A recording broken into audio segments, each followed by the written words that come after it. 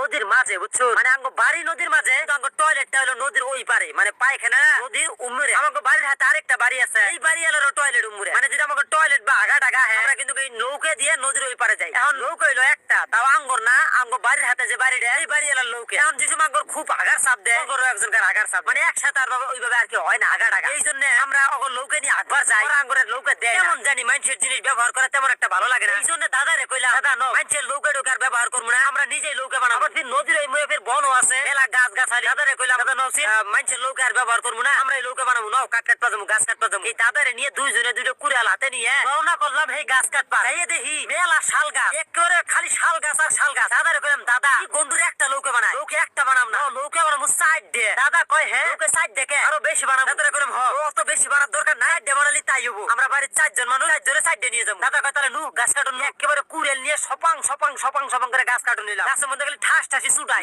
বাবা গাছ খুব শক্ত, এমন শক্ত না যে এক ঘন্টায় মাত্র অল্প দিলে গাছের ছাল তুলছি। মানে গাছ শাল গাছ বুঝুন না, শাল কাঠ কি শক্ত। কাটতে আসি এখন প্রায় 4-5 ঘন্টা কাটলাম, একটা গাছের এক মিনিট কানি কাটতে পারবে। তখন দাদারে গেলাম, দাদা গাছ মেলা শক্ত, আমরা 4টে লোকে দিয়ে কি করবো? লোকে 4টে বানাবো না, লোকে বানাবো 3টে। দাদা কয় 3টে বানাবি?